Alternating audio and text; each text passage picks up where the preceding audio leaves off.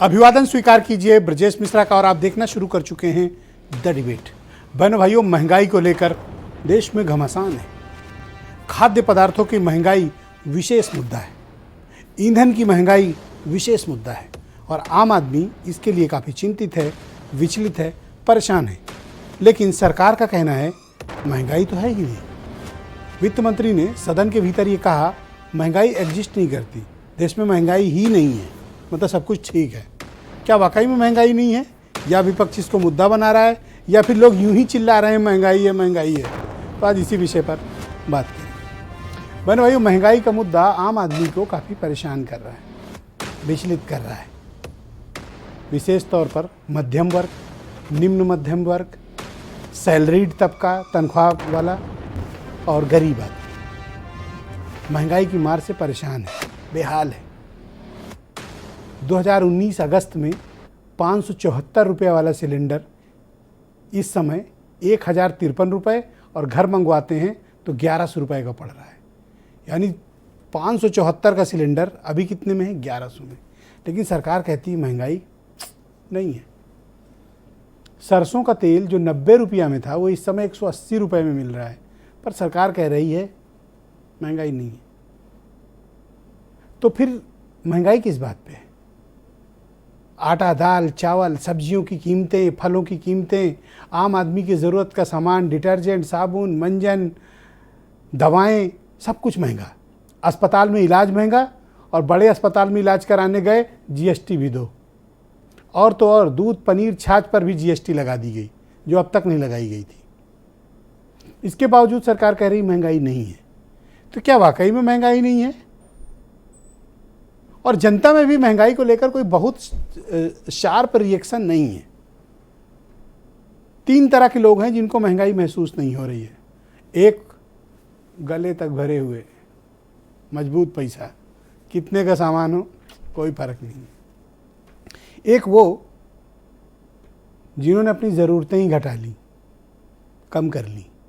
और एक वो जो बहुत गरीब है, रिक्शा चलाता है, मजदूरी करता है, उसको भी महंगाई से कोई बहुत लेना देना नहीं है। 1 किलो आटा लाना है, प्याज लाना है, नमक लाना है, थोड़ा सा कुछ आलू ले लेना है, यही उसका जीवन है। या फिर चावल खरीद लेना है।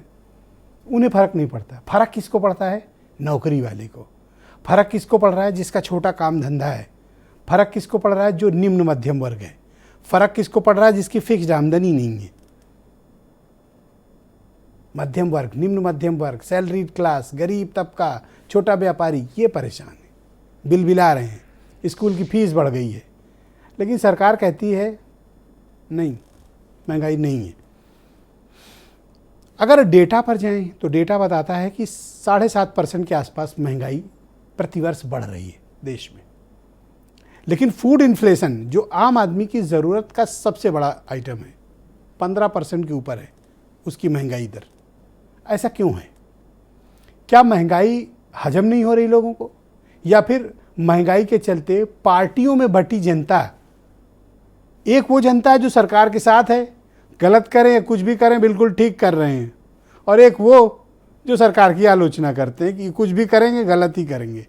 अब जो महंगाई की मार से भाई लोग पिस रहे हैं, वो पार्टी बंदी में फंसे हैं। अब बीजेपी की बुराई कैसे करें?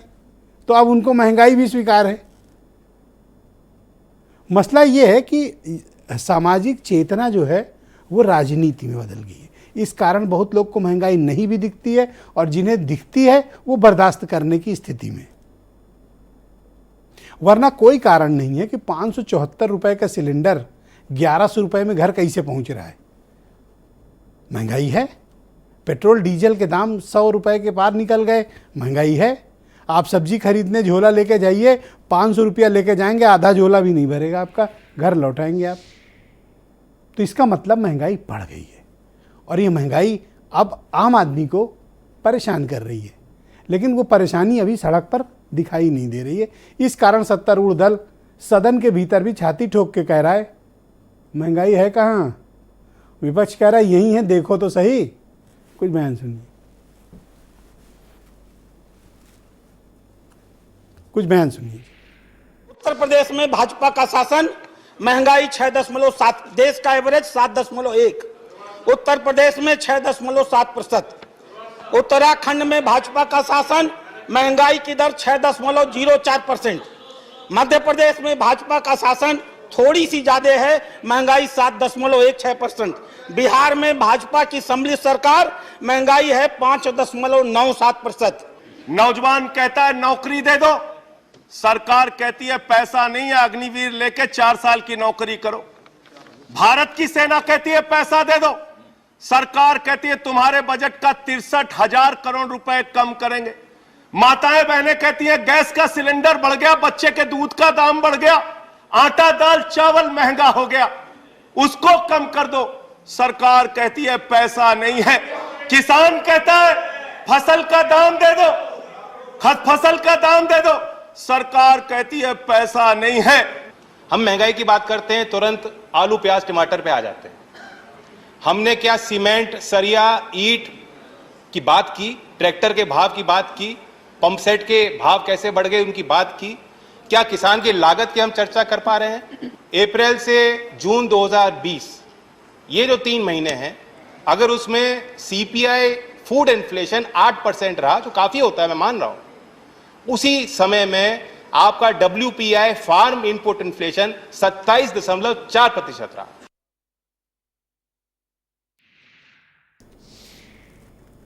तो आज की चर्चा है बड़ी दिलचस्प। उनसे ही पूछेंगे जिनको महंगाई बहुत दिख रही है, और उनसे ही पूछेंगे जिनको महंगाई सिर्फ नॉन बीजेपी सरकारों में दिख रही है, उनसे भी सवाल करेंगे। सुनील शर्मा है मेरे साथ बीजेपी से, घनश्याम तिवारी राष्ट्रीय प्रवक्ता समाजवादी पार्टी से हैं, अरविंद मोहन जी बहुत ही जाने माने अर्थशास्त्री हैं, आसिम वकार जी हैं मेरे साथ मौजूद हैं MIM से, शैलेंद्र तिवारी कांग्रेस से हैं। लेकिन राज्यसभा में 2 ऐसे नेता हैं जो इन दिनों आजकल बहुत टकरा जा रहे हैं। एक जो महंगाई का जिन्होंने वर्गीकरण कर दिया है कि जहां बीजेपी सरकार में है वहां महंगाई नहीं है, और जहां बीजेपी सरकार में नहीं है वहां चरम महंगाई है। और एक हैं जो सदन को आसमान पे उठाए हुए हैं महंगाई के मुद्दे पे। तो बीजेपी से हैं राधा मोहन दास अग्रवाल, और आम आदमी पार्टी के राज्यसभा में संसदीय दल के नेता संजय सिंह। आप दोनों का बहुत स्वागत और बहुत धन्यवाद कार्यक्रम में जुड़ने के लिए। डिबेट बहनों भाइयों बड़ी दिलचस्प है। आजकल ये दोनों लोग, दोनों सांसद राज्यसभा में बवाल किए हुए हैं। मैं कार्यक्रम की शुरुआत संजय सिंह से करना चाहता हूं और जानना चाहता हूं, क्योंकि वो बेहतर जवाब दे पाएंगे कि जो कुछ थ्योरी प्रस्तुत की राधा मोहन दास अग्रवाल ने, उस थ्योरी में कितनी सच्चाई है और वित्त मंत्री की थ्योरी में कितनी सच्चाई है। संजय जी बहुत धन्यवाद आपका। जी नमस्कार, आपके दर्शकों को नमस्कार। वित्त मंत्री कहती हैं कि महंगाई ही नहीं है, गरीब आदमी को महंगाई महसूस नहीं हो रही है, और आप रोज सदन को आसमान में उठाए हैं, चलने नहीं दे रहे हैं कि महंगाई है महंगाई है। अरे भाई, जब वित्त मंत्री ने कह दिया महंगाई नहीं है तो आप मान क्यों नहीं लेते हो? देखिए ब्रजेश जी, ना आप मेरी बात मानिए ना वित्त मंत्री जी की बात मानिए, जो सच्चाई है उसको मानिए आप। और सच्चाई ये है कि इस देश में 2014 में अच्छे दिन का वादा करके ये सरकार आई। डीजल का दाम बढ़ गया, पेट्रोल का दाम बढ़ गया, गैस के सिलेंडर का दाम बढ़ गया, सरसों के तेल का दाम बढ़ गया, और जो कुछ बचा खुचा था खाने पीने की चीजों पे, आटा पे, दाल पे, चावल पे, दूध पे, दही पे, छाछ पे, यहां तक कि अस्पताल के कमरों तक पे आपने GST बढ़ा दी, महंगाई बढ़ा दी। इसके अलावा इनके शासन में 800 दवाओं के ऊपर, किडनी की दवा, कैंसर की दवा, TB की दवा, हार्ट की दवा, यानी जो आम इंसान की जिंदगी में जिन दवाओं को खरीदना बहुत मुश्किल होता है, उन दवाओं पे आपने टैक्स बढ़ा दिया, उनको महंगा कर दिया। जब आप कहिए सरकार से कि टैक्स कम कर दीजिए, कहते नहीं खजाना खाली है, पैसे की जरूरत है। लाखों करोड़ रुपए इन्होंने 16-17 लाख करोड़ रुपए तो खाली पेट्रोल डीजल से कमाया, टैक्स बढ़ा बढ़ा के। उसके बाद मेरा सवाल यह है कि नौजवान अगर आपसे नौकरी मांगता है, आप कहते हैं पैसा नहीं है। भारत की सेना का बजट आप 63,000 करोड़ रुपए कम कर देते हैं। शिक्षा का बजट आपने मात्र 2% रखा है, स्वास्थ्य का बजट मात्र आपने देश के लिए 2% रखा है, और 3,000 करोड़ रुपए, आज मैं खेल पे बोल रहा था, खेल का बजट 3,000 करोड़ पर ये रुपए, महंगाई 130 सिर्फ करोड़ आपको की क्यों आबादी दिखती है? वाले वित्त मंत्री कह रहे हैं कि इस महंगाई से गरीबों को कोई फर्क ही नहीं पड़ रहा है, और उनकी बात में मुझे दम है अपनी बात पूरे क्योंकि कर सड़क लें। पर कुछ दिख नहीं रहा है। ब्रजेश जी, मुझे अपनी बात पूरी कर यस लेनी प्लीज गो अहेड। तो मैं ये कह रहा था कि आपके पास न नौजवान के लिए पैसा है, न किसान के लिए पैसा है। एमएसपी मांगता है किसान, उसके लिए पैसा नहीं है। आपके पास माताएं बहनें कहती है महंगाई कम कर दो, उसके लिए पैसा नहीं है। ये पैसा गया कहां हिंदुस्तान के लोगों का? तो मैं आपके माध्यम से आपके दर्शकों को बताना चाहता हूं कि हिंदुस्तान के गरीब का, किसान का, मजदूर का, छोटे व्यापारी का, कर्मचारी का जो पैसा बैंकों में जमा था, वो पैसा उठा के चंद पूंजीपतियों के ऊपर मोदी जी की सरकार ने लुटा दिया। 11 लाख करोड़ रुपए चंद पूंजीपतियों का इस सरकार ने माफ किया है, और ये आरटीआई की जानकारी है, कागज मेरे पास रखा है, मैं आपके चैनल पे दिखा सकता हूं। पर वित्त मंत्री ये बात क्यों कहती हैं कि महंगाई भारत की समस्या नहीं है? एक एक मित्र हैं मोदी जी के, उनको 2.5 लाख करोड़ रुपए का कर्जा दिया, वो बिल गेट्स से ज्यादा अमीर हो गए। राधा मोहन दास अग्रवाल जी को भी अगर 2.5 लाख करोड़ रुपए का कर्जा मिल जाए तो ये भी बिल गेट्स से ज्यादा अमीर हो जाएंगे। अरे हम ही को दिला दो। एक व्यक्ति के लिए सरकार चल रही, क्या ये एक व्यक्ति के लिए? हिंदुस्तान के खेल का बजट है 3,000 करोड़ रुपए जी, और 9,000 करोड़ रुपए लेके विजय माल्या भाग जाता है। 20,000 करोड़ रुपए लेके नीरव मोदी, मेहुल चौकसी भाग जाता है। 6,000 करोड़ रुपए लेके नीरव मोदी भाग जाती है, नितिन संदेशरा भाग जाता है। तो ललित मोदी के लिए, मेहुल चौकसी के लिए, नीरव मोदी के लिए ये सरकार काम कर रही है। लेकिन कॉर्पोरेट टैक्स ब्रजेश जी जी 30% से घटा के 22% इस सरकार ने कर दिया। 1,45,000 करोड़ रुपए का घाटा हुआ इस देश के बजट में। आप बताइए, कॉर्पोरेट का टैक्स आप कम करते हैं पूंजीपतियों के ऊपर, बच्चों के दूध पे आप टैक्स लगा रहे हैं, आटा दाल चावल पे, खाने पीने की चीजों पे आप टैक्स लगा रहे हैं। और आप वित्त मंत्री जी की कृपा करके बात मत कीजिए, मैं हाथ जोड़ के आपसे कह रहा हूं। क्यों?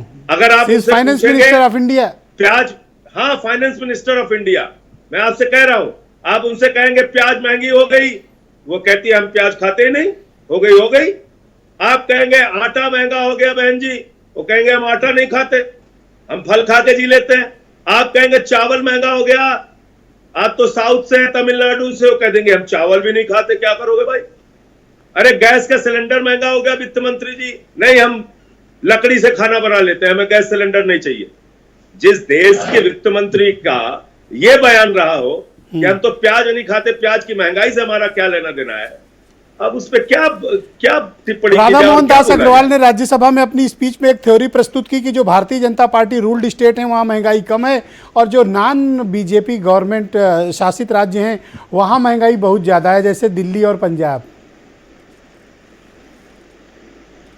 देखिए, दिल्ली एक ऐसा राज्य है जो फ्री में बिजली देता है लोगों को, फ्री में पानी देता है, फ्री में शिक्षा देता है, फ्री में स्वास्थ्य देता है। फरिश्ते योजना है हमारी, रोड एक्सीडेंट हो जाए 50 लाख रुपए तक का इलाज दिल्ली की सरकार कराती है। माताओं बहनों के लिए बस की यात्रा फ्री देती है दिल्ली की सरकार। बुजुर्गों को तीर्थ यात्रा कराती है दिल्ली की सरकार। और इसके कारण से प्रधानमंत्री जी को इतना कष्ट है कि वो हर सभा में घूम घूम के बोल रहे हैं फ्री की रेवड़ी बांटी जा रही, फ्री की रेवड़ी बांटी जा रही। तो दिल्ली के बारे में अगर आप कुछ बोलेंगे तो इस बात पे लोग हंस सकते हैं, लेकिन आप ये राज्यसभा में जब बोलते हैं तो इतना गुस्से में क्यों रहते हैं? सबसे ज्यादा भाई आराम से भी तो बात रख सकते हैं। मैं देखता हूँ आप हर वक्त बहुत गुस्से में रहते हैं, कोई बात है मतलब? वो राधा मोहन जी आपको बताएंगे, जब मैं बोलने खड़ा होता हूं जी तो पूरी की पूरी इनकी पार्टी खड़े होके हमारे खिलाफ चिल्लाना, चीखना, बोलना वो शुरू कर देते हैं। तो इसलिए ज्यादा जोर लगाना पड़ता है, ज्यादा ताकत लगानी पड़ती है। अब आपसे देखिए इतने आसानी से बात हो पा रही है, अकेले अकेले बात हो रही है जी। लेकिन तो अब वहां पे इनकी पार्टी की इतनी कृपा रहती है, मैं क्या करूं। तो अग्रवाल जी आ गए हैं, सामने मौजूद हैं और आपकी बात बड़ी तसल्ली से उन्होंने सुनी, और मैं चाहता हूं कि आप भी अग्रवाल जी को सुनो। ये भी बहुत पढ़ते लिखते ये भी बहुत हैं। अग्रवाल जी बहुत शुक्रिया आपका। डिस्टर्ब करूंगा ही नहीं उनसे। हाँ, तो आप सुनिएगा। अग्रवाल जी बहुत शुक्रिया और धन्यवाद कि आपने समय दिया। ये आपने एक थ्योरी प्रस्तुत की, मैं अभी मैंने स्पीच सुनी थी राज्यसभा में जब आप बोल रहे थे, तो आपने एक थ्योरी प्रस्तुत की कि जो बीजेपी रूल्ड स्टेट हैं वहाँ महंगाई कम है, और जो नॉन बीजेपी रूल्ड स्टेट हैं वहाँ महंगाई ज़्यादा है। सिलेंडर मैंने तो 5 यूपी में भी 574 का था, 1100 को मिल रहा है, और यहाँ बीजेपी ही शासन में है। मैंने 5 थ्योरी प्रस्तुत की है और इस बात को स्वीकार करते हुए प्रस्तुत की है कि हम महंगाई को नकार नहीं रहे हैं। महंगाई है, उसके कारण है। हमारी जो थ्योरी है वो यह है कि पूरी दुनिया में भारत एक अकेला देश नहीं है जहां महंगाई नहीं है, और सच यह है कि पूरी दुनिया में जितनी महंगाई है उसके मुकाबले भारत में बहुत कम महंगाई है। नंबर 2, 75 साल हो गए देश की आज़ादी के। इस 75 साल में 58 साल कांग्रेस ने रूल किया और 17 साल गैर कांग्रेस ने सरकार चलाई। हम जब बच्चे थे तब सुनते थे जब जब कांग्रेस आई है कमर तोड़ महंगाई है।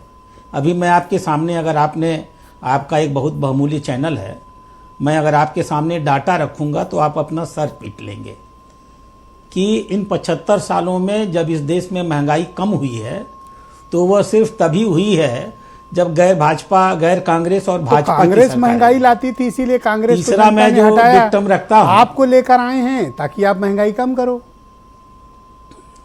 अब अगर आप पूरे तथ्य सुन लेंगे तो आप मानेंगे कि हमने ऐतिहासिक रूप से महंगाई कम की है। मैं आपको उदाहरण देता हूं। 1100 का 27 सिलेंडर साल करके पहले, 27 महंगाई साल कम हुई है, आजादी के गजब है। बाद।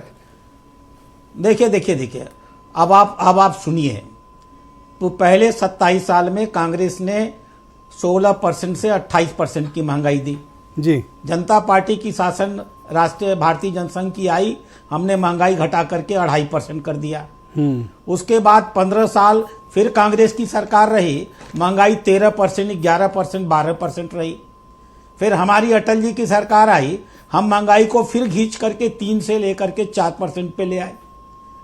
फिर उसके बाद एक अर्थशास्त्री की सरकार आई और उन्होंने फिर महंगाई को 10, 11, 13, 14 कर दिया। फिर मोदी जी की सरकार आई। मोदी जी की सरकार जब से आई 15 से 14 से लेकर के इस 2022 को अगर छोड़ दीजिए तो 14 से लेकर 27 तक माननीय मोदी जी की सरकार में कभी भी महंगाई 4% के ऊपर नहीं गई। कभी 3.25, कभी 3.5, कभी 4, कौन 4। ये अकेला साल है 2022 जब महंगाई, इसको सब स्वीकार कर रहे हैं कि जो रिजर्व बैंक का ब्रैकेट है 2 से 6%, उससे 1% ऊपर चली गई और पूरी दुनिया में गई। अमेरिका में महंगाई कितनी है? 9.1%। OECD कंट्रीज 38 कंट्रीज हैं, उनमें महंगाई कितनी है? 9.6%। आप बहुत पढ़े लिखे हैं और आप अमेरिका से हमारी तुलना कर रहे हो। अमेरिका के नागरिकों की व्यवस्था और उनकी सुरक्षा, नहीं, आपने पहली बात, आपने पहली, और अच्छा, तो आप तुलना कर रहे हो भारत से। डॉक्टर साहब, आप पहली कैटेगरी वाले हैं, आप पहली कैटेगरी वाले हैं, जिसके पास पूरा है यहाँ तक। पूरी बात नहीं, देखिए अमेरिका से तुलना आप कर रहे हो तो ये बात थोड़ी हजम नहीं हो रही है। मैंने अमेरिका से तुलना पूरी दुनिया से तुलना की। नहीं, ऑल ड्यू रिस्पेक्ट नहीं होता। पूरी दुनिया की महंगाई आज के दिन जितनी है, भारत की महंगाई तो अमेरिका के नागरिक को जो मिल रहा है हमें दे रहे हो क्या आप?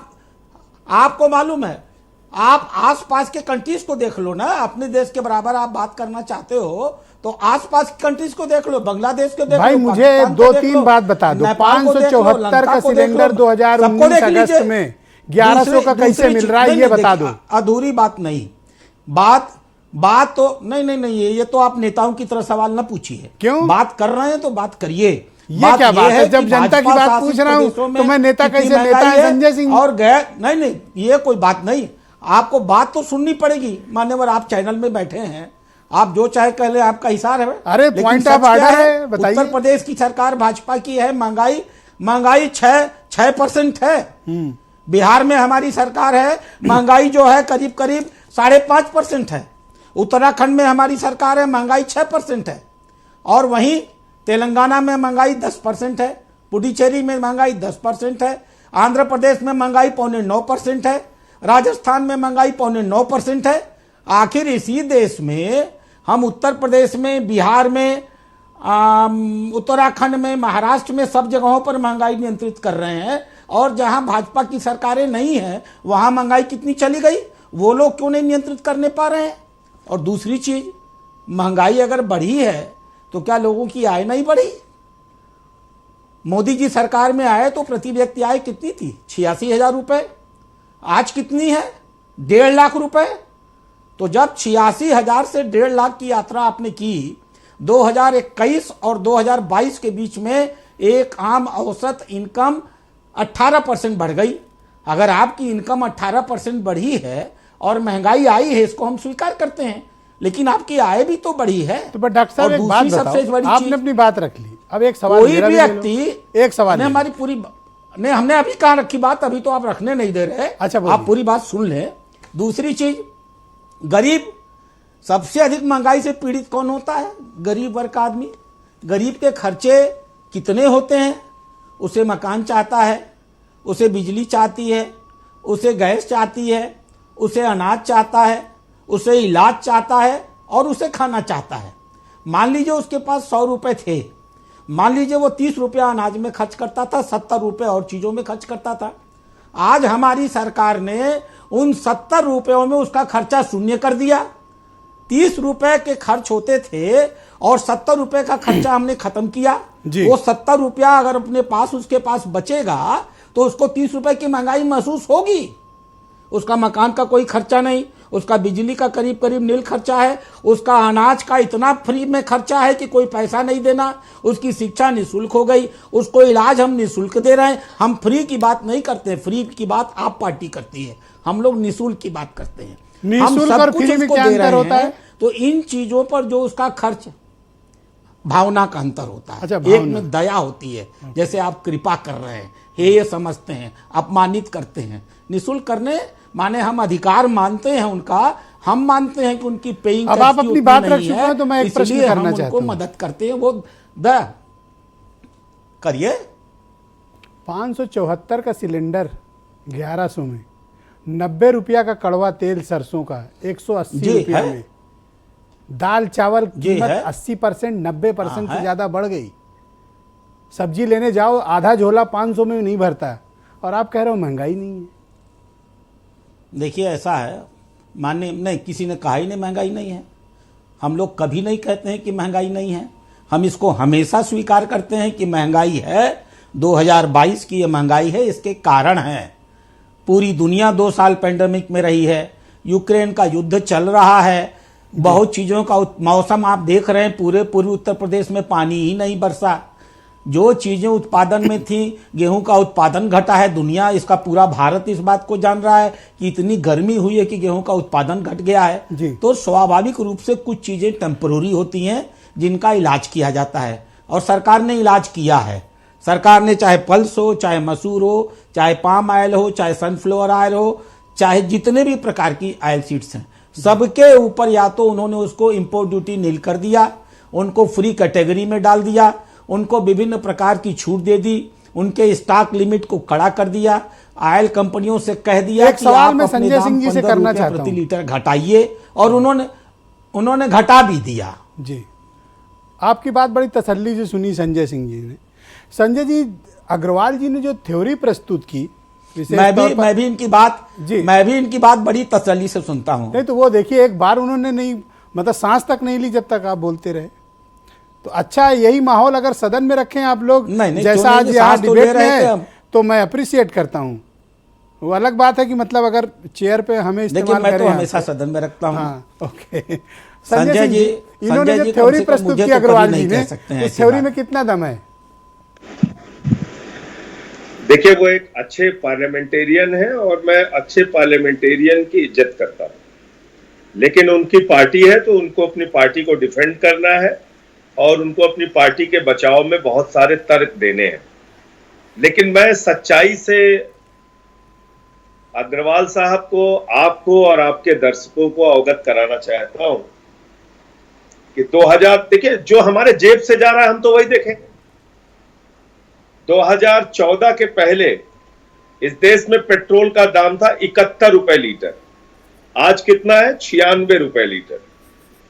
डीजल का दाम था 57 रुपए लीटर, आज कितना है? 89 रुपए लीटर, 89 रुपीज। एलपीजी सिलेंडर का दाम था 414 रुपए, आज कितना है? 1053 रुपए। आटा का दाम कितना था? 21 रुपए, आज का दाम कितना है? 29 रुपए। खाने के तेल का दाम कितना था? 52 रुपए। आज का दाम कितना है? 180 रुपए। 800 जो दवाइयां इंसान की जिंदगी की बहुत महत्वपूर्ण दवाइयां हैं, कैंसर की, किडनी की, हार्ट की, टीबी की, इन दवाओं में 800 दवाओं में 10.76% टैक्स बढ़ाया इन्होंने। अस्पताल के कमरों में टैक्स बढ़ाया इन्होंने। आप मुझे बताइए, ये तो आम इंसान को अपने जेब से देना पड़ रहा है पैसा। हम इसको कैसे झुटला सकते हैं? कैसे नकार सकते हैं कि महंगाई नहीं है? और पड़ोस के देशों का इन्होंने जिक्र किया अग्रवाल साहब ने, अमेरिका का, मैं वो भी बता देता हूं। अमेरिका पड़ोस के देशों में अमेरिका का भी बता दें। ये 2021 का डाटा है, लेटेस्ट नहीं है। जब भारत में 92 रुपए का पेट्रोल था, अमेरिका के बारे में बता रहे हैं, 50 रुपए लीटर। मैं हमारे अमेरिका में भी आ रहा हूं। जब भारत में 92 रुपए का पेट्रोल था, 2021 का है ये आंकड़ा, भूटान में 50 रुपए था, बांग्लादेश में 77 रुपए था, श्रीलंका में 61 रुपए था, नेपाल में 69 रुपए था, पाकिस्तान में 52 रुपए था और चीन में 75 रुपए था। तो अगर आप पड़ोसी देशों की भी बात कर रहे हैं, तो पड़ोस के देश जो आपसे कई मामलों में बहुत पीछे हैं, वहां भी पेट्रोल का दाम, नेपाल जैसे देश में पेट्रोल का दाम आपसे कम था। ये 2021 का आंकड़ा है। अभी का आंकड़ा मिल जाएगा तो वो भी भेज दूंगा। दरअसल प्रॉब्लम क्या है ब्रजेश जी? ये प्रॉब्लम है, ये जो कागज में लेके बैठा हूं, ये प्रॉब्लम है। और मैं पढ़ के सुनाता हूं। 2015-16 में हिंदुस्तान के अंदर बैंक फ्रॉड हुआ 18,699 करोड़ रुपए का। 16-17 में बैंक फ्रॉड हुआ 23,923 करोड़ रुपए का। 17-18 में बैंक फ्रॉड हुआ 41,167 करोड़ रुपए का। 18-19 में बैंक फ्रॉड हुआ 71,534 करोड़ रुपए का। 19-20 में बैंक फ्रॉड हुआ 1,85,468 करोड़ रुपए का। 20-21 में बैंक फ्रॉड हुआ 1,38,422 करोड़ रुपए का। और 21-22 में बैंक फ्रॉड हुआ 60,141 करोड़ रुपए का। महंगाई सरकार को इसलिए बढ़ानी पड़ रही है कि चंद पूंजीपतियों ने इस देश के बैंक का खजाना खाली कर दिया, इस देश का खजाना खाली कर दिया जी। तो उनके पास आय का स्रोत घटता जा रहा है। बहुत शुक्रिया। गरीब के ऊपर टैक्स का बोझ लादते जाओ, लादते जाओ, लादते जाओ, लेकिन लोगों को फील नहीं और हो रही। जिनका पेट भरा है उनको महंगाई फील नहीं हो रही। महंगाई के मामले में आप अमेरिका से तुलना करते हैं, रोजगार के मामले में क्या स्थिति है? ब्रजेश जी 1% से भी कम बेरोजगारी है। अमेरिका वाली बात नहीं बताई आपने। 2 मिनट हमको भी। हाँ बिल्कुल, अमेरिका वाली बात नहीं बताई। नहीं, हमने जो बता रहा नहीं, संजय सिंह बताएंगे। अग्रवाल साहब को बोलने दीजिए तब मैं बोलूंगा। अच्छा बोलिए भाई अग्रवाल जी, बोलिए। हाँ बताएं, सुन रहा हूँ। हाँ बोलिए अग्रवाल, सुन रहा हूँ। Please go ahead. ये चर्चा कर रहे थे श्रीलंका, बांग्लादेश, पाकिस्तान के दाम की जी। कहाँ पहुंच गया बांग्लादेश? आज बांग्लादेश की हालत ये हो गई कि वो भीख मांग रहा है पैसे की कमी के नाते कि कोई हमको $4 बिलियन ऋण दे दे जिससे हम अपना खर्चा चला सकें। कहाँ चला गया पाकिस्तान? $7 बिलियन का ऋण मांग रहा है कि हम अपने देश को बचा सकें। लंका कहाँ चला गया? बिक गया लंका और दंगा की चपेट में चला गया। जब आप एक सीमा के बाद लोक लुभावन नीतियां बनाते हैं, देश के भविष्य की चिंता किए बिना जी, तो देश को खींच करके आप लंका, नेपाल, लंका, पाकिस्तान और बांग्लादेश बना देते हैं। भारत ये नहीं कर रहा है। पूरी दुनिया में मंदी आ रही है और भारत पूरी दुनिया में आज सबसे अधिक विकास दर पाके चल रहा है। वर्ल्ड बैंक की रिपोर्ट ने इस बात को स्वीकार किया है कि पूरी दुनिया आप तो में अमेरिका से तुलना कर रहे हैं, तो बाद में पाकिस्तान, नेपाल, श्रीलंका पे आ गए। अब फिर वही बात देखिए, आप सुनिए, आपने अधूरी बात सुनी। मैंने अमेरिका से नहीं, पूरी दुनिया से तुलना किया और आपको ये कहा कि पूरी दुनिया में जितनी महंगाई है उसके मुकाबले भारत में महंगाई कम है। अब आपको चैनल में कुछ चीजें पकड़नी है तो आपने अमेरिका पकड़ के घुमाना शुरू कर दिया है। लेकिन सच क्या है, पूरी दुनिया से आप कट के नहीं रहेंगे। पूरी दुनिया ने पैंडेमिक झेला है, पूरी दुनिया ने यूक्रेन का झगड़ा झेला है, भारत ने भी झेला है, लेकिन भारत ने अपनी उन सारी परिस्थितियों का मुकाबला ऐसे किया है कि आज हमारे पास एक सीमित महंगाई है और एक ऐतिहासिक विकास दर है। आप सोचिए कोरोना के दौरान 20 लाख करोड़ रुपए हमारी सरकार ने जनता के बीच में डाल दिए, 7 लाख रुपए उसके बाद डाल दिए। अगर ये पैसे बाजार में आएंगे, लोगों की जेब में जाएंगे, तो लोग बाजार में जाएंगे ना जी। तो जब सीधी सी बात है, हम इसको बार बार कह रहे हैं कि सप्लाई का इशू है। आज लोगों के पास पैसा अधिक है। संजय भाई जितनी महंगाई बता रहे हैं सर, आपके पास तो अधिक हो सकता है। 2014 में अगर किसी की इनकम नहीं, हमें आप अपना और हमारा न बताइए, नहीं तो मैं आपकी इनकम बताने लगूंगा। नहीं तो इसको छोड़ दीजिए। मैं आपको ये बता रहा पैसा कि आप मुझे पैसे दे दो। मोदी जी के हाँ मैं आपको दूंगा और आपसे लूंगा भी। मोदी जी 2014 में इस देश का एक आम आदमी 86,000 रुपए कमाता था। आज राकड़े इस बात को वर्ल्ड बैंक, मैं अपनी बात नहीं कर रहा हूं, वर्ल्ड बैंक की रिपोर्ट है। फिर वही बात, वर्ल्ड बैंक स्वीकार कर रहा है कि हमारी इनकम 1,50,000 रुपए है। थैंक यू अग्रवाल जी। मैं संजय सिंह, अगर हमारी इनकम में 80% वृद्धि हुई है तो ये पैसा जाएगा कहाँ? देखिए बाजार में तो आएगा। रिप्लाई करिए जी। देखिए पहली बात तो अभी बीच में उन्होंने अभी चले जाएंगे कहीं और। अग्रवाल साहब ने एक बात कही थी कि हमें फ्री शब्द का इस्तेमाल नहीं करना चाहिए जी। मैं उनकी बात का सम्मान करता हूं और मैं चाहता हूं कि वो अपने जो लोकसभा के सांसद हैं निशिकांत दुबे जी, उनको पत्र लिखकर या मिलकर ये बात कहेंगे, क्योंकि उन्होंने सदन के अंदर कहा 80 करोड़ लोगों को मोदी जी फ्री फंड में खाना खिला रहे हैं। तो अग्रवाल साहब जरूर उनको मना करेंगे ऐसे शब्दों का इस्तेमाल करने के लिए। और दूसरी बात जो उन्होंने अभी बताया, अमेरिका से तुलना कर रहे हैं। भाई बेरोजगारी में भी तुलना कर लीजिए, वहां कितनी इंडस्ट्रीज लगी हैं इनमें भी तुलना कर लीजिए, कितना बड़ा इंफ्रास्ट्रक्चर है इसमें भी तुलना कर लीजिए, किस प्रकार के स्कूल अस्पताल की फैसिलिटी है इस पे भी तुलना कर लीजिए, कितना आईटी सेक्टर में उन्नति किया है अमेरिका, इस पे भी तुलना कर लीजिए। कंक्लूड करें प्लीज। तो हम अपनी सुविधा के हिसाब से जी अमेरिका से तुलना करने लगे और अपनी सुविधा के हिसाब से श्रीलंका से तुलना कर लगे, ये नहीं चलेगा। मैं तो बहुत सीधी बात कहना चाहता हूं कि इस देश में महंगाई की एकमात्र वजह यह है कि एक व्यक्ति, 2 व्यक्ति, 10 व्यक्ति, 92 व्यक्ति, 100 व्यक्ति के लिए अगर पूरी सरकार काम करेगी तो महंगाई बढ़ेगी।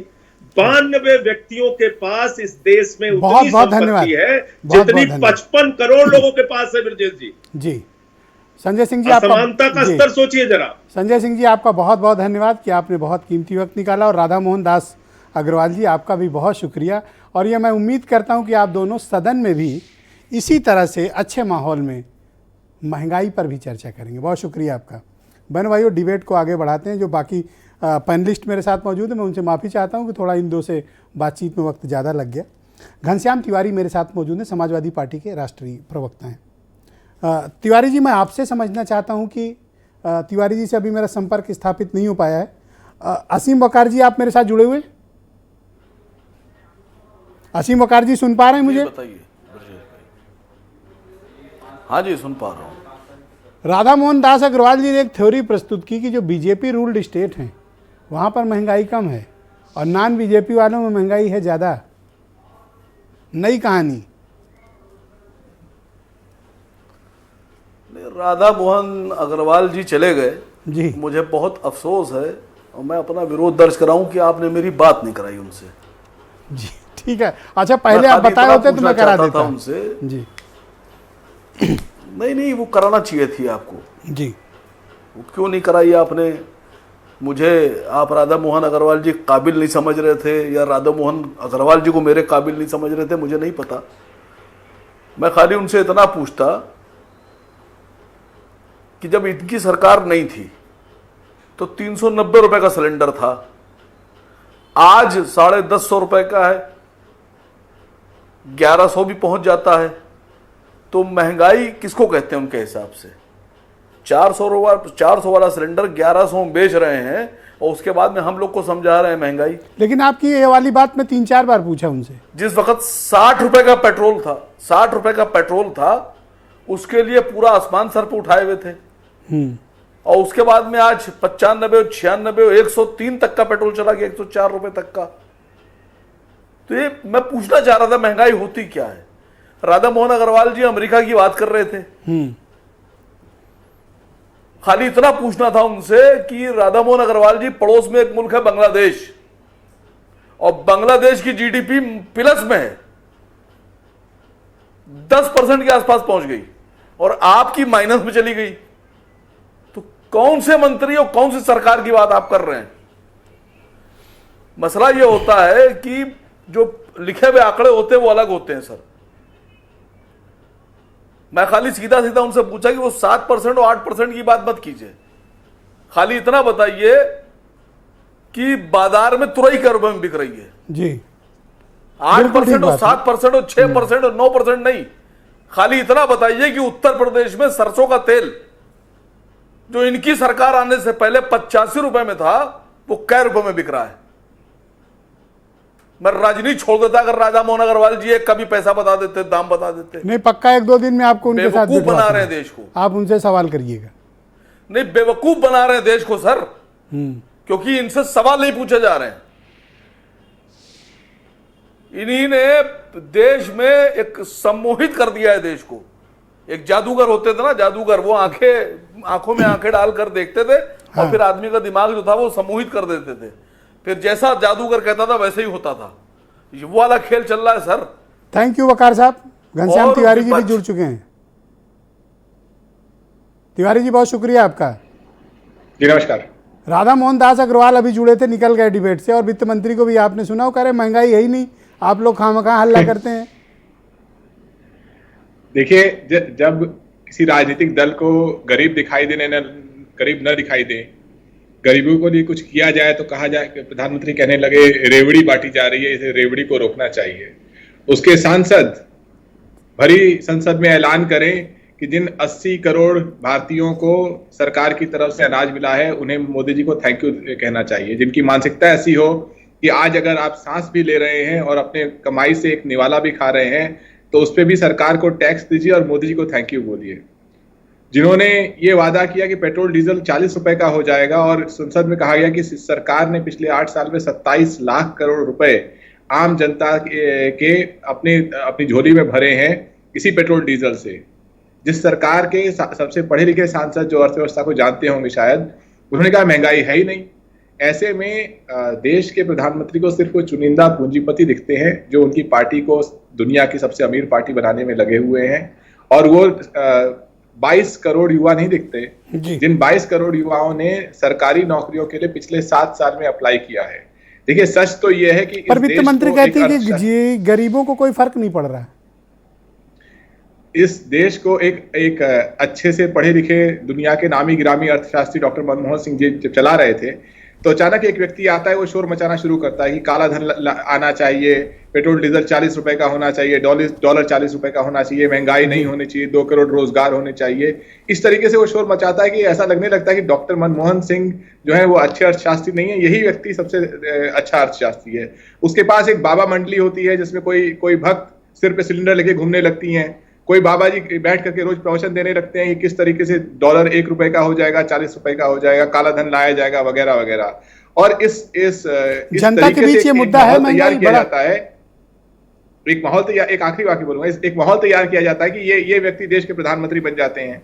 लेकिन जब से प्रधानमंत्री बने तब से गाड़ी आगे जाने की जगह रिवर्स गियर में पीछे जा रही है, चाहे वो डिमोनेटाइजेशन हो, चाहे वो जिस तरीके की जीएसटी हो। और सबसे बड़ा जो धोखा संसद के बहस में दिया जाता है वो ये कहा जाता है कि जीएसटी काउंसिल तो राज्यों की काउंसिल है, 33 सदस्यों की उस काउंसिल में 80% सदस्य भारतीय जनता पार्टी के हैं। जब इन्हें जनता को धोखा देना होता है तो किसी तरीके से गुमराह करने की कोशिश करते हैं कि विपक्ष के दबाव में ये आपकी दही पर, आपके पेंसिल पर, आपके शार्पनर पर, आपके हर रोजमर्रा की हर चीज पर टैक्स लगा रहे हैं। ओके, मेरे साथ शैलेंद्र तिवारी जी भी मौजूद हैं, कांग्रेस के प्रवक्ता हैं। शैलेंद्र जी, महंगाई का मुद्दा कितना बड़ा है, और ये महंगाई का मुद्दा जनता के बीच कोई बहुत ज़्यादा असर कर नहीं रहा, मतलब जनता में उस तरह का रिएक्शन नहीं है।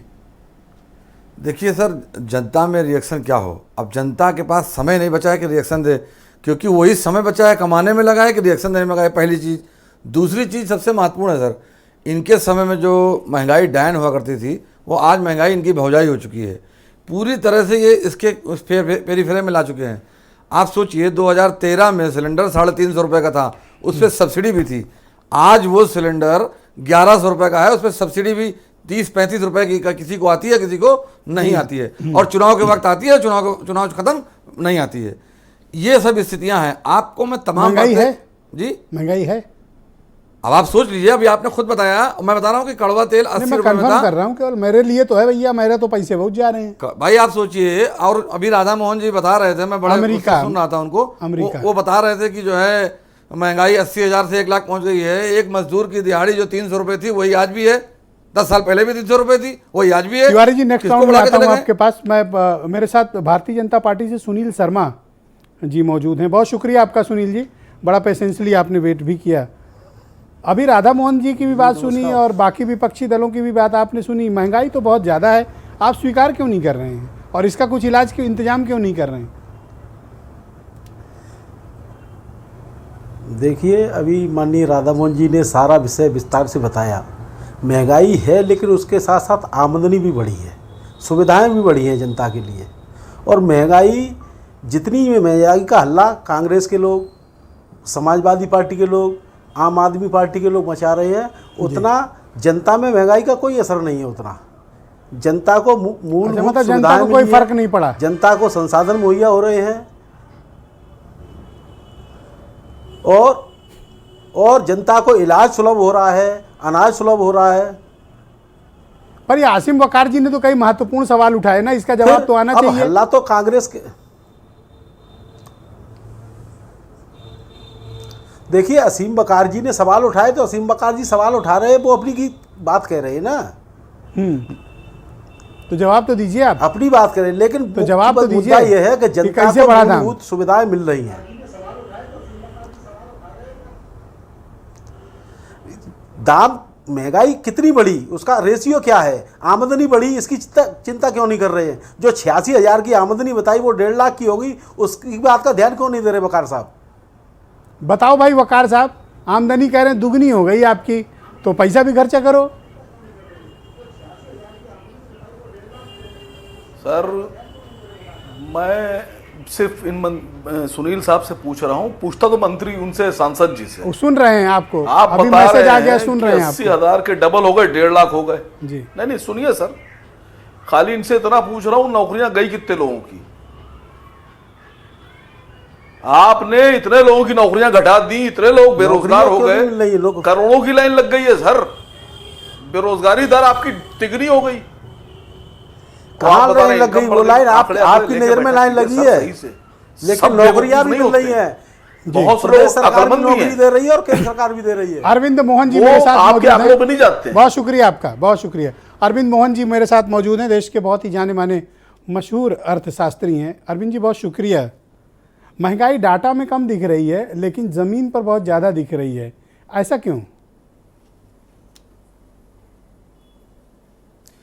देखिए, हम एक इंडेक्स इस्तेमाल करते हैं, उसमें अलग अलग चीज़ों का वेट होता है, लेकिन अगर आप पिछले 10 साल का डेटा आरबीआई के सक्सेसिव रिपोर्ट्स को जब आप देखते हैं जी, तो दिखाई पड़ता है कि हिंदुस्तान में जो इन्फ्लेशन है उसका 60% सिर्फ 2 कारणों से है। लगभग 30% इन्फ्लेशन, जिसको हम इम्पोर्टेड इन्फ्लेशन कहते हैं, पेट्रोलियम पदार्थों की वजह से है, और बाकी का 30% इन्फ्लेशन एग्रीकल्चर लेड इन्फ्लेशन है। उसका सबसे बड़ा जो कारण दिखाई पड़ रहा है वो ये दिख रहा है कि 2001 के बाद से ही, और अब और भी ज़्यादा, हिंदुस्तान की जीडीपी बढ़ती चली गई। जब जीडीपी बढ़ती है तो इनकम बढ़ रही है आपकी, आप तमाम चीज़ों की डिमांड करते हैं, लेकिन एग्रीकल्चर का जो प्रोडक्शन है इस शताब्दी के पहले 10 साल में 2.8% बढ़ा, और पिछले कुछ सालों में, कोविड काल छोड़ दीजिए, तो कभी 1% की ग्रोथ है, कभी आधा % की ग्रोथ है, कभी 1.5% की ग्रोथ है। जब हमारी इनकम बढ़ी, सारे देश की इनकम बढ़ने के साथ साथ हम तमाम चीज़ों की डिमांड कर रहे हैं, एग्रीकल्चर कमोडिटीज़ की भी कर रहे हैं, लेकिन उतनी सप्लाई नहीं आ रही। ये पहला चैलेंज है। दूसरा चैलेंज ये दिखाई पड़ रहा है कि एग्रीकल्चर में भी 4 कमोडिटीज़ ऐसी हैं, सब्जियां, फल, दलहन, तिलहन, ये 4 कमोडिटीज़ हैं जिसकी सबसे ज़्यादा शॉर्टेज है। हिंदुस्तान, खासतौर पे जब आप पल्सेस ऑयल सीड की बात करते हैं, तो जितना हम इस देश को चाहिए हम उतना उत्पादन नहीं करते, इंपोर्ट करते। जी। और जब दुनिया के बाजारों में खबर पहुंचती है कि हिंदुस्तान खरीदने आ गया है तो कीमतें बढ़ जाती है, इतने बड़े बाजार है। ये जो चैलेंज है, इसकी वजह से एग्रीकल्चर लेड इन्फ्लेशन जिसको हम कह रहे हैं, 30% इन्फ्लेशन आपका वहां से आ रहा है। आरबीआई के सक्सेसिव सर्वेज हैं जो ये इंडिकेट कर रहे हैं कि जो परसेप्शन ऑफ इन्फ्लेशन होता है, जिसको हम कहते हैं इन्फ्लेशन एक्सपेक्टेशंस जनरेट होते हैं, उसमें लगभग 90% रोल एग्रीकल्चरल कमोडिटीज का, किसी भी दूसरी कमोडिटी की तुलना में ज्यादा। और ये जो इन्फ्लेशन है, इसके लिए जो टूल्स उपलब्ध हैं, जो खासतौर पर सर इसको थोड़ा सरल भाषा में अगर आम आदमी समझना चाहे सेंट्रल बैंक है, तो ये बर्डन कैसे कम होगा? हाँ देखिए, दिक्कत ये हो रही है कि चोट लगी है सर में और हम बाम लगा रहे हैं घुटने में।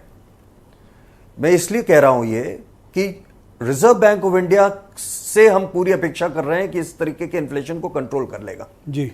रिजर्व बैंक ऑफ इंडिया के पास जो टूल्स उपलब्ध हैं, चाहे रेपो रेट जैसे जो टूल्स हैं, ये सारे टूल्स मैक्रो इकोनॉमिक नेचर के हैं। ये जो 60% इन्फ्लेशन है, इंपोर्टेड इन्फ्लेशन में आरबीआई कुछ नहीं कर सकता। जो एग्री लेड इन्फ्लेशन है, ये सेक्टोरल है, और सेक्टोरल इन्फ्लेशन को कंटेन करने के लिए रिजर्व बैंक ऑफ इंडिया के पास कोई टूल नहीं है। तो reserve bank of India sir के बल भी खड़ा हो जाएगा तो ये इन्फ्लेशन चेक नहीं हो पाएगा। हिंदुस्तान का ये स्ट्रक्चरल चैलेंज है। हमने एग्रीकल्चर के तो जो आप ये कहना चाहते हैं कि आने वाले रूरल डेवलपमेंट के जो रिफॉर्म हमें थोड़ा महंगाई का और सामना करना पड़ सकता है? ब्रजेश जी, खाली सामने नहीं करना पड़ेगा हमें। हम ये कंपैरिजन कर रहे हैं कि सारी दुनिया में इन्फ्लेशन कम है। हम ये भूल जा रहे हैं कि सारी दुनिया में इन्फ्लेशन के कारण ग्लोबल है। हिंदुस्तान में पेट्रोलियम वाला हिस्सा छोड़ दीजिए तो हमारा जो इन्फ्लेशन है एग्रीकल्चर वाला खासतौर पे, ये पूरी तरीके से डोमेस्टिक चैलेंज है। और ये आप जब तक इसको एड्रेस नहीं करेंगे, इसके लिए आपको फिस्कल टूल्स यूज करने पड़ेंगे। Ministry of finance, ministry of agriculture, ministry of food and civil supplies, government of India की भी और प्रदेशों की भी, ये पूरी तरीके से अभी निष्क्रिय है। उसने इसमें बिल्कुल कुछ करने की कोशिश नहीं की है। टूल्स उपलब्ध हैं जिसको हम 90 तक, पिछली शताब्दी के अंत तक इस्तेमाल करते थे। आज हम वो टूल्स ही इस्तेमाल नहीं कर रहे। तो जब तक आप एडिक्वेट फिस्कल इंटरवेंशन नहीं करेंगे, आने वाले समय में आप इस इन्फ्लेशन को चेक सर। ऑलराइट, बीरेन जी भी हमारे साथ जुड़ चुके हैं। बीरेन जी, महंगाई को लेकर दो तरह की बातें सामने आ रही हैं। एक वो थ्योरी जो वित्त मंत्री ने प्रस्तुत की, अग्रवाल जी ने प्रस्तुत की, और एक जो हम सब महसूस कर रहे हैं। देखिए, हम लोग और जो आपने कहा, एक बस खाली सत्यता उसकी ये है कि जिसकी जेब में भरपूर गांधी है, उसको कोई महंगाई आए, कोई आंधी और तूफान आए, कोई ज़्यादा फर्क नहीं पड़ता। महंगाई गरीबों पे असर डालती है, जिनके पास रुपया पैसा है उन पर ज़्यादा असर नहीं डालती। महत्वपूर्ण बात यह है कि ये नेता जब विपक्ष में होते हैं तो महंगाई पर बहुत चिल्लाते हैं, लेकिन जब ये सत्ता में आ जाते हैं तो इनका मुंह बंद हो जाता है। तो महंगाई पर सत्ता में रहना और विपक्ष में रहना में इसको लेकर बड़ा अंतर है। एक ज़माना था कि जब कहते थे कि संडे हो या मंडे रोज़ खाएं अंडे। आज अंडा 8 रुपया का एक मिल रहा है, घर में 4 खाने वाले हैं, कहाँ से अंडा रोज़ खा पाएंगे।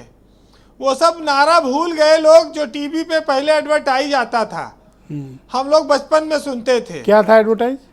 वही कि संडे हो या मंडे रोज खाएं अंडे। अंडा रोज नहीं खा सकता गरीब आदमी। अब तो डंडे रखे हैं, अब तो डंडे हैं, डंडा। ब्रजेश जी, अब तो प्रेम मोहब्बत करने वालों के सामने भी समस्या है। कैसे? पहले लड़की को ले जाते थे तो 10 रुपया 10 गोलगप्पा मिल जाता था, अब 10 रुपया 4 मिलता है। ये राष्ट्रीय समस्या है। अगर 8 गोलगप्पा खा गई तो 20 रुपया समझ लो खर्चा आ गया। तो ये विपत्ति है, ये विपत्ति है वीरेन जी, विपत्ति है ही है। जब भाई कह रहे हैं कि महंगाई नहीं है, जब अगर महंगाई नहीं है तो लड़के घरों में बेरोजगार क्यों बैठे हैं? हम 1100 का सिलेंडर क्यों ले रहे हैं? हम लोगों के दर्द को देखते हैं। बात करने के लिए कुछ भी कहा जा सकता है जी, लेकिन गांव की हालत देखे। लोग चूल्हा लकड़ी से जलाने लगे हैं, कंडा से जलाने लगे हैं। जिसको घर चलाना है, महंगाई उसको पता लगती है। आप बहुत सारे नेताओं को सुनते हैं, महंगाई आसमान छू रही है, उनको लगता है कि महंगाई कुछ नहीं है। अगर आज के दौर में कोई चीज सबसे सस्ती बिक रही है, अगर कौड़ियों के भाव बिक रही है, तो आप उसको कह सकते हैं नेताओं का जमीर बिक रहा होगा 2 रुपया का 5 पसेरी। क्योंकि महंगाई तो है, जिसको ना दिखे वो अपना अलग बात है भाई, वो अपने जमीर का सौदा कर ले, वो कुछ भी कर ले। हम जिस देश में हैं वहां पर जियो और जीने दो का सिद्धांत लागू होता है। रहमन इतना दीजिए, क्या जामे कुटुंब समाए और मैं ना भूखा रहूं साधु भूखा न जाए। इस देश की ये संस्कृति रही। अब तो साधु चाहे भूखा मर जाए, पहले अपना पेट भरें कि साधु का पेट भरें। बीरेन जी, थोड़ा आज टाइम पूरा हो गया है, थोड़ा साहित्य दे दें आज। ब्रजेश जी, इस महंगाई को देखकर सरकार, मैंने पहले भी कहा जी कि हमको आज आधार कार्ड की नहीं, अब उधार कार्ड की जरूरत है। सरकार को ऐसा कार्ड बनाए जिससे लोग जाएं, लगाएं और खा पी के निकल आए।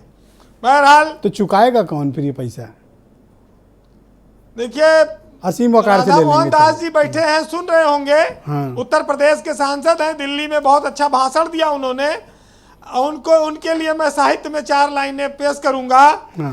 कि मौसी है महंगाई ना कि डायन है। जो लोग डायन कहते हैं, राधा मोहन जी ने कहा मौसी है महंगाई, डायन नहीं है। सुनिएगा कि ऊंची कीमत का मंजर मन भावन है, पेट्रोल ने ऊंची कीमत पाई है, महंगा डीजल उसका जुड़वा भाई है, एलपीजी का प्राइस बढ़ना पावन है, दाम बढ़े हैं अब ये रोना भूलो तुम, और सपने देखो और गर्व से फूलो तुम, सूखा मौसम नहीं ये असली सावन है, मौसी है महंगाई ना कि डायन है। बहुत शुक्रिया, बहुत बहुत धन्यवाद आपका। वक्त का अभाव है भाइयों, डिबेट को यहीं पे रोकना पड़ रहा है। बहुत शुक्रिया, मैं सभी मेहमानों को बहुत शुक्रगुजार हूँ कि उन्होंने अपना बहुत कीमती वक्त आज की महत्वपूर्ण परिचर्चा के लिए निकाला, और आप सबका भी बहुत शुक्रिया इस कार्यक्रम को देखने के लिए।